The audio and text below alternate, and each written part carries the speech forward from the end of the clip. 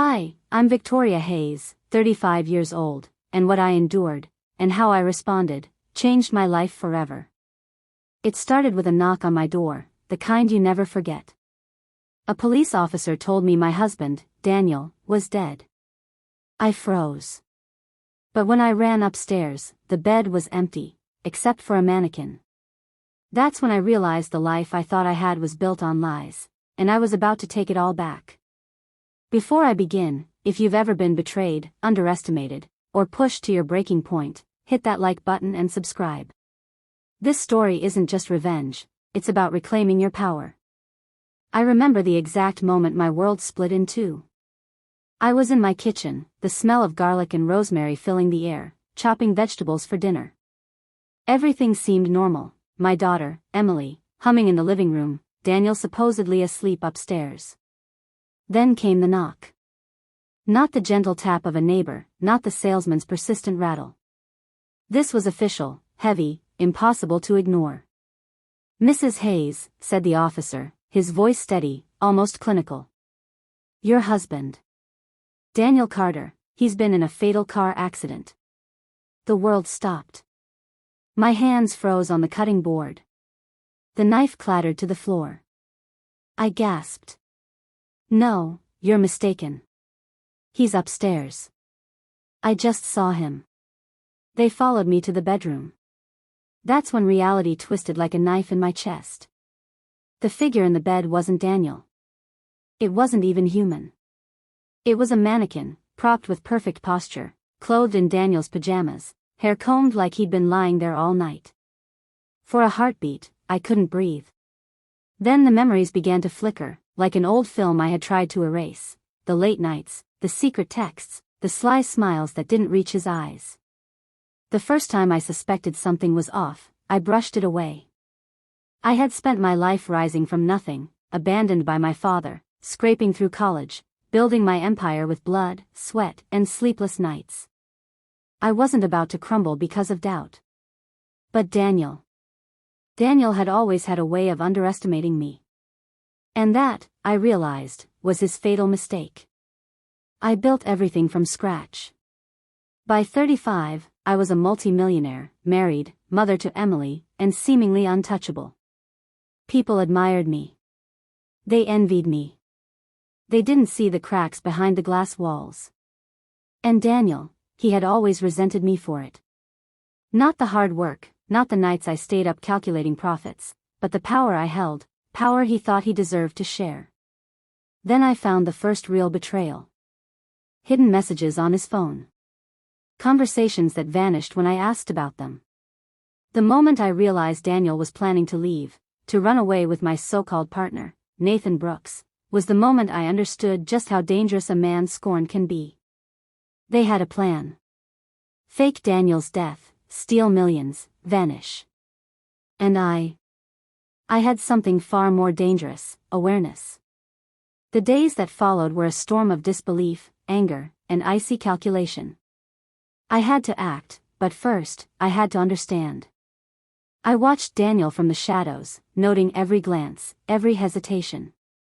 He never suspected I knew.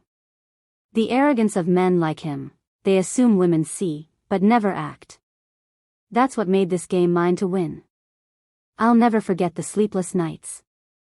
The hours pacing my study, staring at the city lights through the towering glass, imagining the betrayal in vivid detail. My chest ached with rage and sorrow, emotions so heavy I felt they might crush me. And yet, amid the turmoil, a dark thrill began to seep in. The kind of thrill only someone about to reclaim their life feels. I confided in only one person, my brother, Michael. Reliable, cunning, and fiercely loyal. Together, we began sketching possibilities. Daniel thought he could manipulate the outcome. He had no idea that I had already laid the groundwork for a counterstrike. The first section of my plan was observation. Every meeting, every whisper, every late-night call was catalogued. Nathan thought he was invisible. Daniel believed he was untouchable. But I was patient. And patience, as I learned long ago, is a weapon sharper than any blade. By the time I staged my first test, I already knew something crucial. Revenge would not be about cruelty. It would be about precision. It would be about control. And most importantly, it would be about justice. Then came the moment that solidified everything, the day Daniel touched Emily's trust, the day he thought his deceit would succeed. I saw him laughing with Nathan over some fabricated scheme. Their eyes sparkled with greed, untempered by the faintest thought of consequence. In that moment, I felt the icy clarity that would carry me through the months to come. I would dismantle them, piece by piece, until nothing remained. And that's when I began to lay the trap. I knew the next step had to be flawless. One wrong move, and everything, Emily, my empire, my very life, could collapse. But I also knew something Daniel could never understand. I was already 10 steps ahead, and the game had only just begun. For weeks after that mannequin in my bed, nothing about my life felt real. Days blurred into a series of controlled breaths, meetings, and whispered strategizing with Michael. Nights were worse, those long, aching hours when the house emptied and the darkness pressed up against the windows like a question I couldn't answer. I learned to make the world outside my head quiet. That was the easy part. The hard part was listening to the steady, terrifying voice inside me that demanded proof, demanded stakes, demanded answers. I started small, the way you test a wound to see if it's healed. I asked Daniel questions that sounded casual. How was your meeting with Nathan? While my hand stirred a pot of soup until the spoon squealed against the bottom. He smiled and deflected. He always had an answer ready because he'd practiced deception for months. That only confirmed it for me. He'd trained himself to be convincing. Which meant I had to be better. Observation turned into surveillance. Not the flashy kind you see in movies, no cameras hidden behind mirrors or drones humming over manicured lawns. This was patient, human work. I watched how he folded his shirts, the way his thumb traced the edge of a photograph in the hallway frame. I mapped his patterns like a cartographer mapping a coastline. Nathan's visits were quick, furtive, laughter that came late and tasted of money. I'd catch them in the pantry doorway, faces close, voices cutting each other off. We're almost there, Nathan would murmur. Daniel's laugh felt brittle. It was the sound of a man hoping he'd convinced himself. The worst part was pretending not to know. The role of the betrayed wife had to be perfect. People expect women to crumble when their world shatters. That's theater they've seen 1,000 times. I needed the audience to believe. So I performed. I let the cameras of the world see my grief. I let colleagues bring casseroles. I let Emily cry into my shoulder while I held it together, feeling each tear like a hot coal against my ribs. But at night, alone, I let the mask slip. I allowed myself to tremble, to scream into a pillow, to feel the tidal pull of rage and grief and humiliation. There were moments when doubt gnawed at me. Michael would find me on the balcony, staring at the city lights until they blurred into a smear. Are you sure? He asked once, in that low voice that meant he was holding my life in his hands. We could go to the police with what you have. The police. That felt like admitting defeat. It would expose Emily to questions she didn't need, fling our private wreckage into the press, and possibly tip off Daniel. No, this had to be mine to close. I don't want a mess, I said. I want the outcome. He nodded, because he understood. He'd watched me build from ashes, he'd watched men underestimate me like they were taught it was a law of physics. He'd watched me work. And then the world did what it always does, it threatened to fall apart at the seams. One night, I found an envelope slid under our front door. No return address. My name in a looping, impatient hand. Inside were two simple things, a photograph and a receipt. The photograph showed Daniel and Nathan in the corner booth of a dim bar I'd never seen, heads close, Daniel's hand resting on Nathan's knee. The receipt was dated 2 nights ago, a hotel on the edge of the city. For a second my vision tunneled. My heart beat a staccato against my ribs like a trapped bird. This wasn't just infidelity. This was proof of a plan, and proof they'd crossed another line. I called Michael. He arrived in 15 minutes, silent as thunder. We sat at the kitchen table, the only light a single lamp that turned the paperwork on the table into an altar of intent. "They're moving faster," he said. "They smell blood." He meant my vulnerability. He meant the moment when people decide you're soft. Daniel had always preferred a life that felt earned without work. He wanted what I had built, but he didn't want the labor. He wanted the trophy. And Nathan was the key to that fantasy. We had to step up our game. Not out of vengeance but out of necessity. If they went through with a staged death and escape, Emily would lose everything, not only her father but the stability we'd created for her. I couldn't let that happen. So we started to play their game with methods they never imagined. The first escalation tasted like cold metal. Michael connected me to someone I had been warned about in my earlier, humbler days, a retired forensic consultant named Elaine, brilliant, blunt, and utterly incorruptible. Elaine smelled of coffee and cigarette smoke and had a reputation for dissecting lies the way surgeons dissect tumors. She wasn't cheap, the services we needed never are. But she also didn't take assignments for applause, only for truth. When she examined the photograph and receipts, she smiled the way a mathematician smiles when a problem simplifies. "They're sloppy," she said. "They don't understand staged details. There are fingerprints, there are timestamps, and there's the smaller, human stuff, how they move when they think no one watches." She listed them like inventory. "You have leverage." We did. But leverage is only power when you know how to use it. I began to thread small misdirections, like a seamstress stitching a garment meant to mislead the eye. I let a banker friend overhear an offhand remark about moving funds to an offshore account. I let Nathan receive an anonymous email hinting that the faked accident needed a medical official, and then, like a moth to flame, he bit. I put breadcrumbs in places where their greed, not their caution, would find them. It was delicate, orchestral work. Each note had to be played at the exact moment. But even the most careful plans invite human error. One evening, as I was leaving the office, I felt the prickle on the back of my neck that comes from being watched. A black sedan rolled by, then circled the block like a vulture assessing how much meat it might claim. I told myself it was paranoia. I told myself that after enough nights of waiting, anyone would feel hunted. But when I found a small, folded scrap of paper tucked beneath the windshield wiper, my stomach dropped. Just a single line: "Stop." Some threats are meant to warn. Others are meant to steer. You learn who your enemies are by the way they choose to speak. This one was blunt, but anonymous, which is what made it dangerous. I texted Michael, and when he came over he didn't bother to hide his face. "They're starting to get desperate," he said. "That's good."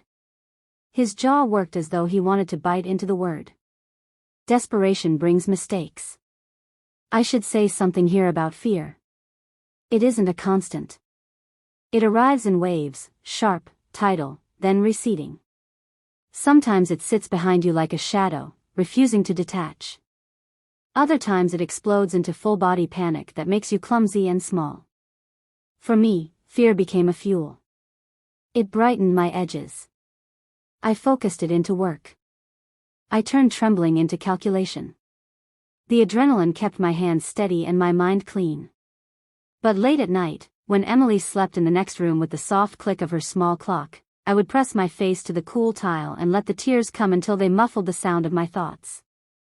There were also moments of human tenderness that complicated everything. Emily would find me at odd times, in the garage, on the roof, by the garden, and ask simple questions as if trying to understand the broken light in me. "Mama," she said once, small voice laced with adult curiosity, "is Daddy really gone?" The word "really" turned like a key in my gut. I remembered Daniel lifting her on his shoulders in the backyard, the way she shrieked with an untroubled joy I wanted to preserve. "Yes," I answered, because at that moment truth and survival overlapped. It was a necessary lie to keep her whole. It tasted like iron in my mouth. But it also steeled me. Their mistakes started to multiply. Nathan, with his loose mouth, began to brag to the wrong people.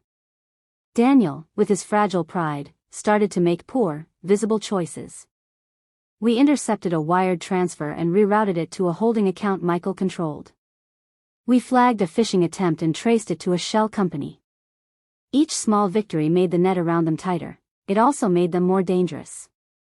The big slip came one rain-splattered night when Daniel, arrogant, drunk, and sloppy, nearly walked into the trap we'd set for him. Michael and I had engineered a sting, a false meeting with what Daniel thought were his co-conspirators, a chance to reassure Nathan that everything was on track. Instead, Nathan arrived 2 minutes late, eyes darting like a guilty animal's. Daniel brought a man with a scar who wasn't who he claimed to be. The tension in the room was like a wire about to snap. I watched them through a one-way mirror, feeling both monstrous and precise. Their conversation was a tangle of whispers and promises. Then, as if a string had been plucked, the scarred man slammed his hand on the table. "We need to accelerate the plan," he hissed. "Wait too long and the money will cool." At that moment, something in Daniel broke. He opened his mouth and, in a voice I would remember for years, raw and pleading, he said, "We have to do it now. We can't risk losing everything." It was a confession. It was an expose of intent. The sting proved what we needed. They were moving forward. They had a timeline. That timeline crystallized my resolve. The next phase had to be cleaner, surgical. No more tricks and crumbs. If I wanted to save Emily and punish the men who had betrayed me, I had to be willing to cross the line they had already crossed. But crossing lines is a kind of grief too. Each step away from the woman I had been, naive, trusting, capable of forgiveness, was a small death. I grieved for her in the quiet hours, for the woman who once believed love was enough. There were nights I considered simply leaving, packing up Emily and moving to a quieter life where the past could not find us. But the thought of Daniel and Nathan prospering while I fled felt like surrender. What would I tell Emily when she grew up? That her mother ran because the world got messy? No. I wanted to tell her a different story, that sometimes justice requires grit, patience, and sacrifice. So I stayed. As the weeks blurred, the pressure mounted. They became bolder. A minor article in a local paper hinted at corporate instability around one of my companies, carefully leaked by people I would later trace to Nathan's consultancies. I had to manage the PR fallout while tightening the net. Interviews, crisis managers, mea culpas that tasted like metal and calculus. All the while, I had to carry the face of a grieving widow to the public, the sympathetic, passive figure they expected. It was an exhausting theater. And then came the night when everything nearly unraveled.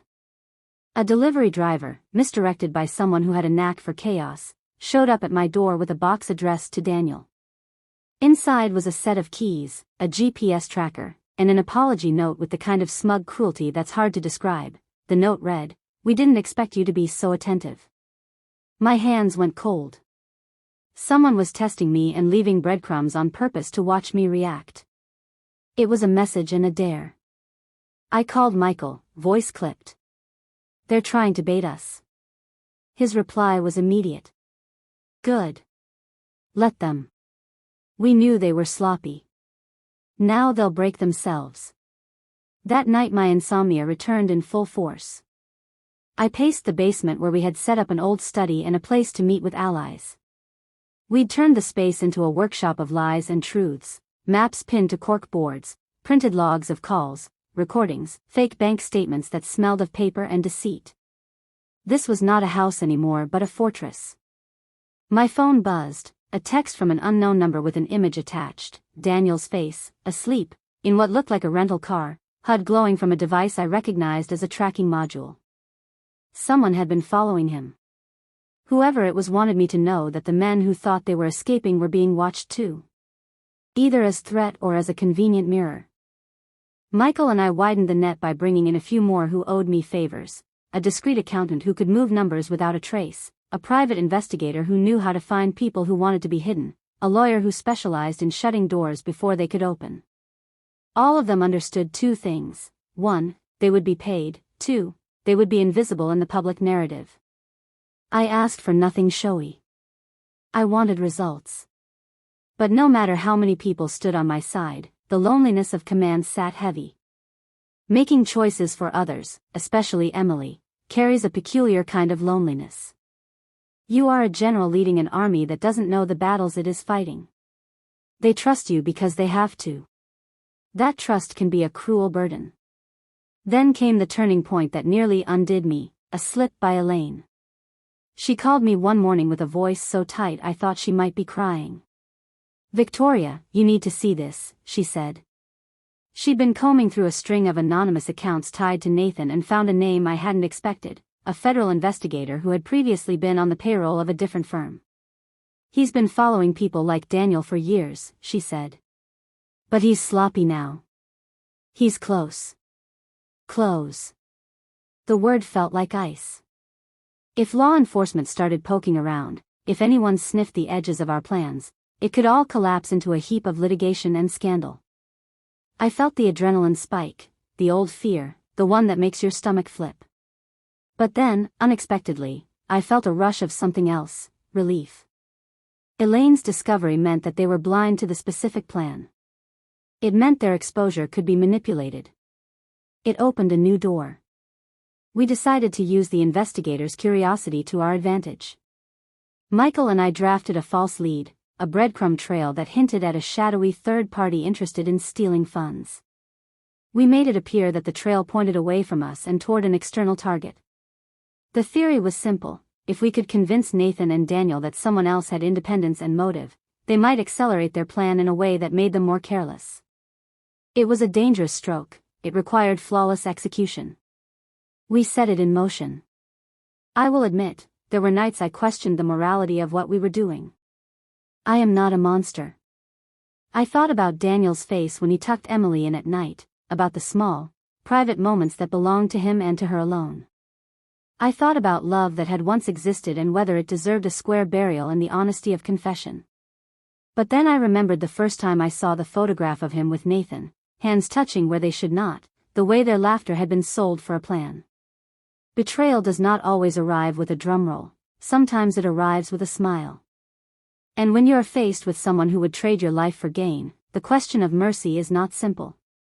The net tightened. Small cracks appeared in their confidence. Nathan grew paranoid. Daniel stopped answering calls. He began to sleep at the office, in the corner conference room, bleary-eyed and hollow. One night, Michael and I found a flash drive in the trash of a cafe where Daniel had been, the kind of slip you only notice if you're looking. On it was a draft of the scheme, the staged accident, the medical accomplices, the account numbers. It was a blueprint for deceit. That was the moment I realized the game had changed. They were not simply betraying me, they were weaponizing my life. This was not petty theft. This was a murder by proxy. The rage that flooded me then was not the same as before. It was cleaner, distilled into a single violent clarity: they had to be stopped. Part of me wanted to move immediately, to storm the stage and call the authorities, to watch them crumble publicly. But I remembered my promise to Emily. I remembered the necessity of keeping the spectacle from her. I remembered the power of the long view. So we waited. And as we waited, I continued to play a widow in public and an engineer in private. I met with the team, adjusted the strings of the plan, and watched Daniel's life unravel through the windows of other people's mistakes. Each small victory felt both triumphant and poisoned by the knowledge of the cost. As the stakes rose, so did the risk. They began to notice. A courier returned a package labeled for Daniel with the wrong name. A cab driver reported 2 men asking about my schedule. Someone sent an email to Emily's school asking uncomfortable questions about her father. Daniel's friends started to call him by his first name less and whisper more. The world smelled of panic. And then, in the most ordinary of moments, the first true break in their plan arrived, not because of a trap we laid, but because of human weakness. Nathan, who had always feigned control, made a careless slip. He sent an email meant for Daniel but copied a wrong address, and the server logged the IP in a city 300 miles away. Elaine traced it, then traced more, and the pattern emerged like a spiderweb glinting in the morning light. It was enough. Not the final blow, but enough. We could have taken them then. Arrests. press conferences, statements. But we had something sharper in mind: humiliation wrapped in irreversible ruin. We wanted them to feel the full weight of the deceit, the loss of reputation, the exposure of lies, the severing of every hand that promised to hold them. We wanted them to be ghosts, existing only in the memory of the people they had betrayed. And so we prepared for the next phase, a move that would require every resource, every ally, and every iota of restraint I could muster. We would bring the plan into motion in a way that left no doubt in the world about who had done the betraying, and who had paid for it. I watched Daniel through the thin glass of a cafe window as he rubbed his forehead, a ghost of the man he used to be. He thought he was escaping. He thought he had the map. What he didn't realize was this: I had rewritten the map months ago, and every road he thought led to freedom now led straight to me. The next move would be the one that defined us both, and I was already in position. The moment to stop waiting was not dramatic. There was no thunderclap or sudden revelation. It came quietly, like the settling of a house after a storm, a soft, certain click that told me the structure would now hold. I sat alone in my basement workshop one rainy afternoon, the maps and printouts spread like a war room, and suddenly the path forward looked unbearably clear. We had the evidence, the leverage, the advantage. What we needed now was the execution, the choreography of humiliation and justice. Execution is where courage meets cruelty, and I had to be careful with both. For weeks we'd been sharpening the pieces in private, Michael at my side, Elaine combing through digital breadcrumbs, the private investigator trailing Nathan's shadows, and my lawyer quietly moving legal pawns into place.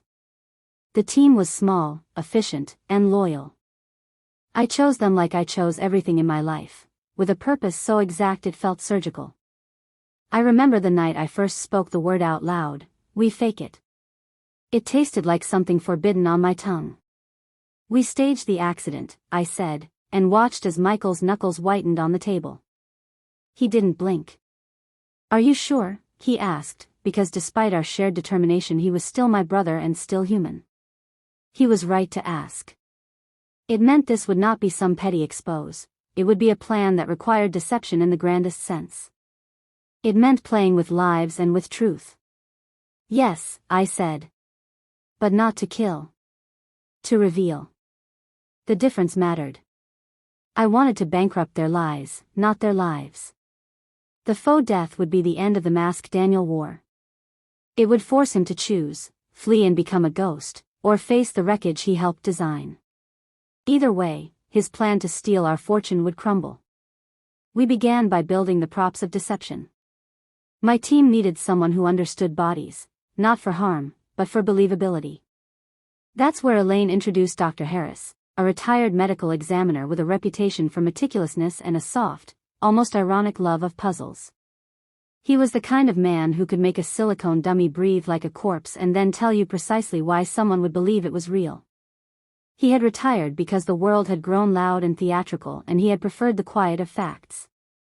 He agreed, reluctantly, with a flat warning that we were playing with dangerous ethics.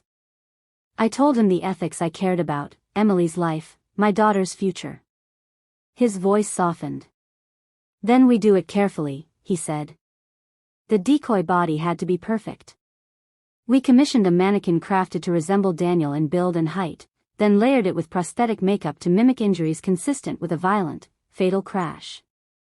Dr. Harris taught us the small details: how a cracked tooth reflects light differently, how a bruise disperses under certain fabrics, the way skin pallor shifts with time and temperature.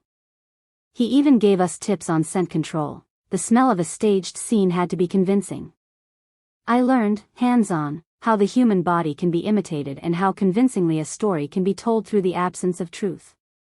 Then came the trust we'd need in institutions. What good is a staged death if the medical certificate is questioned? I reached out to an old contact from a charity gala years prior, a coroner who owed me for a saved grant and who still liked the idea of helping someone keep a secret. He was weary, but he knew how to sign a paper. I paid him not only with money but with leverage and gratitude. That's how the world often works, favors traded like currency. The centerpiece of the plan was the soundproof chamber we built beneath the house.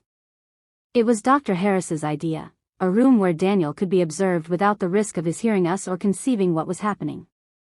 The chamber was a coffin of soft black foam and steel, insulated from sound and light.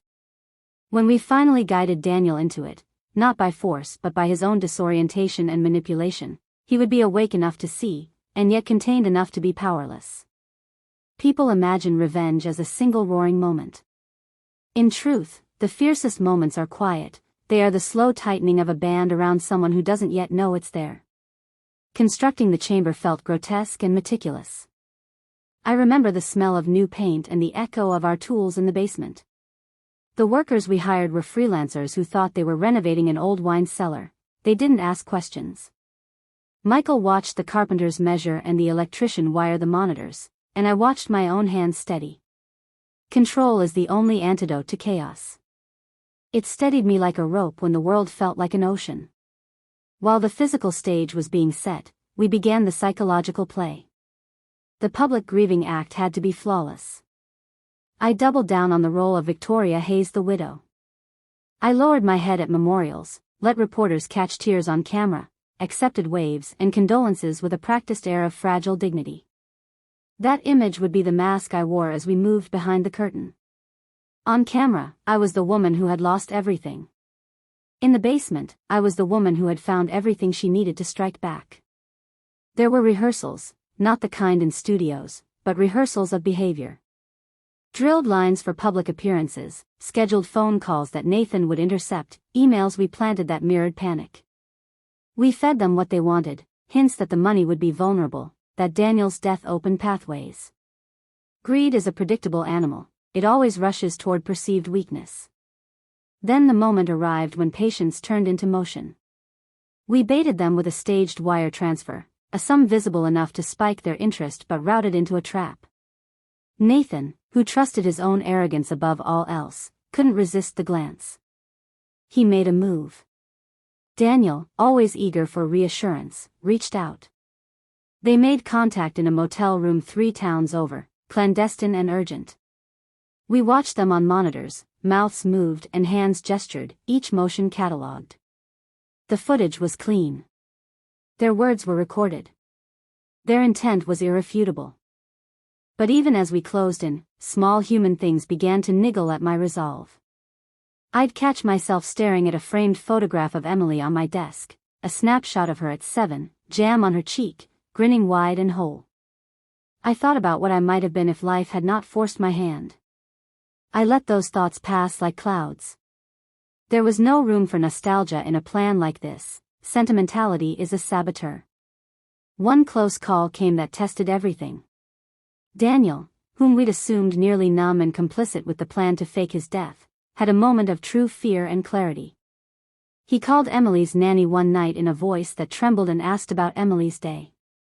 The nanny, loyal but not blind, felt the strangeness and called me. I could have panicked. Instead, I plotted. I instructed the nanny to continue the charade, to speak of Emily's drawings, her piano practice, to anchor the child in routine. It was a small mercy in a large war. Daniel got off the phone breathing like a man trying to hold a secret inside his throat.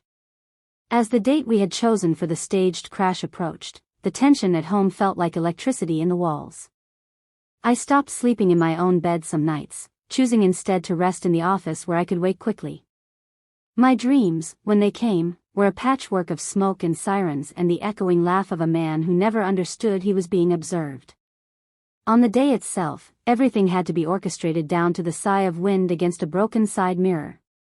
We used a delivery van to stage the collision site, a place where witnesses would believably find debris, where a passerby might call 911 with urgency, and where the decoy body would be positioned among twisted metal. Dr. Harris supervised every detail of the mannequin's placement.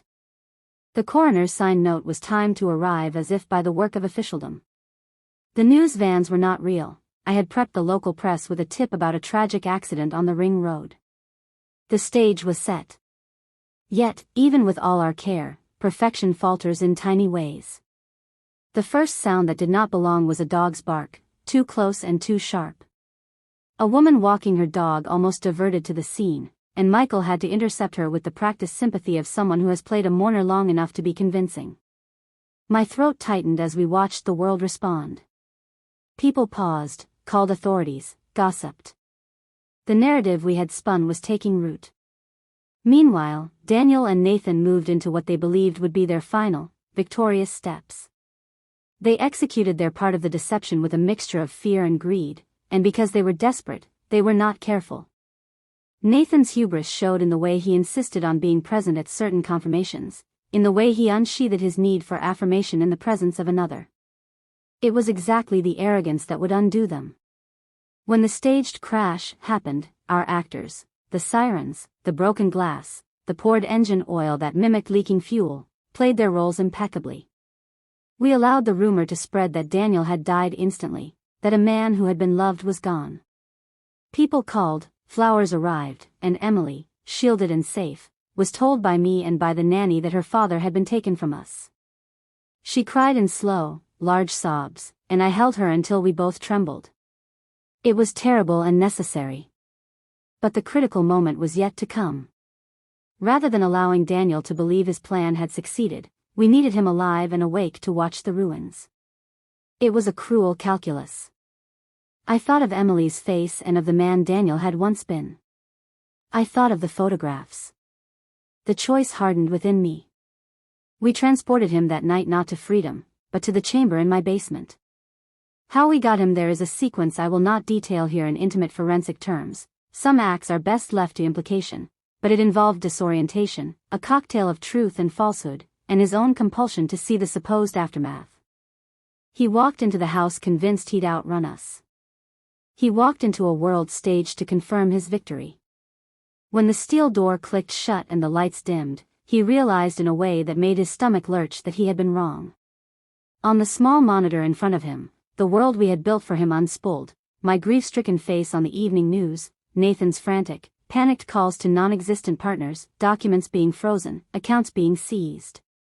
Each scene was edited like a montage of a life unmade. He watched himself die 1,000 deaths on a loop of our making.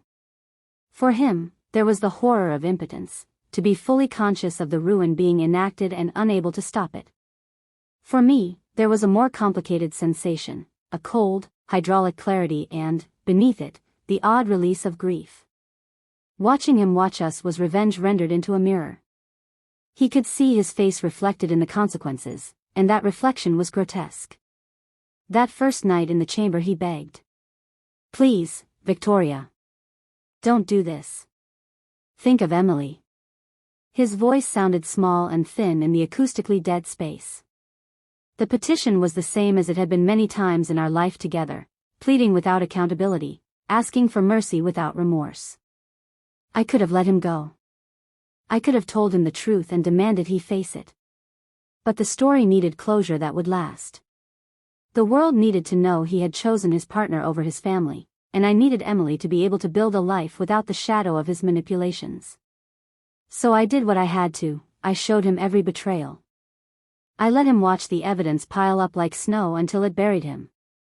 I let him hear Nathan's recorded boasts, see the frozen accounts, witness the faces of men who had once promised him loyalty now turn away. It was surgical. It was public and private all at once. He saw the paperwork showing his name linked to fake companies, the emails where he had signed away fiduciary duties, the bank transfers, each one a nail in the coffin of his dignity. And then, the last move, I offered him a choice. Mercy, if he would take it. Exile, if he renounced his claim to our life and to Emily. He could walk away under another name, far from our city, far from the woman and the daughter he had betrayed, and we would ensure no one pursued him. The alternative was public exposure, criminal charges, and the destruction of what little remained of his reputation. He sat in silence for what felt like an era. The chamber hummed. The city outside went on ignorant and small. When he finally spoke, his voice was thin with exhaustion. "Give me a name," he said, as if asking a favor. "A place to go." The bargain was the last act of theater between two people who had loved and then weaponized that love. I remember feeling the collapse of something inside me, not regret, not quite remorse, but the death of any naive hope I'd nurtured that he might choose differently. We finalized the terms. He took the exile and we severed the ties. Nathan, with evidence in hand, was arrested shortly after for embezzlement and fraud. His world imploded with the siren wail of legal consequence. Daniel disappeared into a life I could no longer imagine, a ghost the world believed dead, carrying the knowledge of his betrayal like ballast. For Emily, the story was clean: a father lost to an accident, a mother who protected and rebuilt. For me, it was a complex mixture of victory, loss, and the quiet, private cost of having to become someone who could plan such things. When it was over, that dizzy, surgical end, I stood in the empty kitchen as dawn smeared itself across the countertops. There was a silence that felt like a held breath. I had won. I had protected my daughter. I had destroyed the men who would have taken everything. But when I looked at the mirror above the sink, the woman who stared back at me was unfamiliar. I touched my face like a stranger. The final move had been made, yet the aftermath had only just begun. The dawn after the staged accident felt like a universe holding its breath. Outside, the city pulsed as usual, cars honking, coffee shops opening, people walking dogs without a care. Inside my walls, the story of betrayal and retribution had reached its apex. Daniel, trapped in the chamber below, had no idea the world would soon be convinced he was gone forever. Nathan's arrest was imminent. And I was standing at the precipice of a life I had both rebuilt and reshaped in the fire of deceit and patience. I began with the public narrative. Everything had to be perfect, seamless. Victoria Hayes, grieving widow, mourning husband lost in a tragic accident. Friends and colleagues arrived with flowers. Cameras clicked. Reporters scribbled. In every interview, I was careful with words, timing, pauses, every syllable choreographed. I even allowed Nathan's absence to seem suspicious to outsiders, a shadow of concern that only deepened the illusion. Meanwhile, the chamber beneath the house hummed quietly with a life that shouldn't exist. Daniel watched it all unfold. He saw me cry at the memorial, saw Emily's face in her nanny's arms, saw the condolences, the flowers, the sympathy. Every detail was designed to maximize his helplessness. He whispered my name in frustration, "Victoria, this isn't fair." I couldn't respond. There was nothing to say, no words strong enough to undo the betrayal he had built, no comfort he deserved. The first revelation for Daniel came when Nathan began to crack. We had fed him federal pressure through emails, fabricated audits, and whispers of exposure. I watched him pace in the motel room, eyes wild, his phone glued to his ear as I projected an invisible spotlight over his deeds. The panic was intoxicating. He tried to call Daniel, to coordinate, to explain, but the lines were tangled with traps we had set: false leads, intercepted messages, financial logs rerouted to accounts controlled by Michael. Every desperate attempt Nathan made was captured, catalogued, and used to tighten the noose. Then, the dominoes began to fall. Nathan's arrest was swift, precise, and public. I handed the authorities the evidence of embezzlement, the fraud, the secret offshore accounts, all neatly compiled. Cameras followed him from the courtroom to the police car, his face pale and rigid, a man who had once mocked me now undone. The world watched him crumble, and through it, Daniel witnessed the futility of betrayal in its purest, most unflinching form. Daniel begged. That night, I finally entered the chamber, silent but composed. "Please, Victoria. Think of Emily," he said, his voice raw, pleading. "Don't let him ruin everything." He didn't see that the ruin was already complete.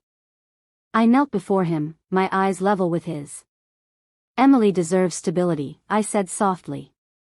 "She doesn't deserve a father who fakes his death, who steals her future. This is her life, not yours." He remained silent for a long moment. And then, finally, he agreed. He chose exile. Under a new identity, far from the city, he would live as a ghost, a man the world believed dead. I gave him that mercy, not for him, but for Emily. And just like that, Daniel Carter ceased to exist in our lives. In the aftermath, the relief was immediate yet complex. Emily grieved in her own way, but the knowledge that her mother had protected her, saved her from deceit, gave her a sense of security. We rebuilt the house, our routines, our life. Every day, I watched her smile return, brighter and more resilient than before. She didn't need to know the full scope of the plan. The weight of adult betrayal is heavy, and childhood is too short for that burden. Professionally, my empire thrived. Every rival, every opportunist who had doubted me now saw the evidence of what calculated patience, intelligence, and meticulous planning could accomplish. My reputation became one of unshakable resilience. Those who had tried to manipulate or belittle me realized too late that the woman they underestimated had been observing, calculating, and preparing for years. Years later, at Emily's graduation, I sat in the audience with a calm I hadn't felt in decades. She walked across the stage, tall, proud, full of life. The applause rolled like a wave across the hall. And then, in the back row, I saw him, a man in disguise, face obscured by a hat and glasses. For a moment, our eyes met. He mouthed 2 words, "Thank you." And then he was gone. Daniel Carter, the man who had betrayed me, who had plotted my destruction, had finally found his closure, and he carried it with him silently, unseen. The victory wasn't just revenge, it was reclamation. I had taken back the narrative, the life, and the future that had been threatened. I had shown that betrayal is not absolute and that careful, calculated action can transform devastation into justice. But the most important victory was private, Emily's happiness. Every late-night study session, every sleepless hour of planning, every pang of doubt had been worth the peace she would carry forward into adulthood. Standing at the window that evening, the city glowing beneath me, I realized something fundamental. Triumph is not merely in winning, but in ensuring the story ends with dignity, resolution, and the reclamation of what truly matters. I closed my eyes, breathing in the quiet, and let the world outside hum. Daniel Carter was gone. Nathan Brooks was behind bars. And I, Victoria Hayes, had won. Betrayal can feel like a poison that seeps into your bones, unrelenting and invisible. But there's a medicine for it, though it isn't simple: patience, intelligence, and courage. Revenge is not about cruelty, it's about justice. It's about taking back what was stolen without losing yourself entirely. In the end, the people who truly matter, your children, your allies, yourself, are worth every risk. The most profound lesson I learned is that power isn't about dominance or wealth alone. It's about knowing when to wait, when to act, and how to turn the betrayals of others into lessons for survival. And when you execute it correctly, the world watches, and sometimes, the guilty finally understand the weight of what they have done. If you've ever been betrayed, underestimated, or pushed to your limits, remember, patience and intelligence are weapons stronger than brute force. Hit like if Victoria's story showed you the power of reclaiming your life, and subscribe to follow more true tales of calculated revenge and justice. Share your thoughts in the comments. Have you ever felt underestimated, and how did you fight back?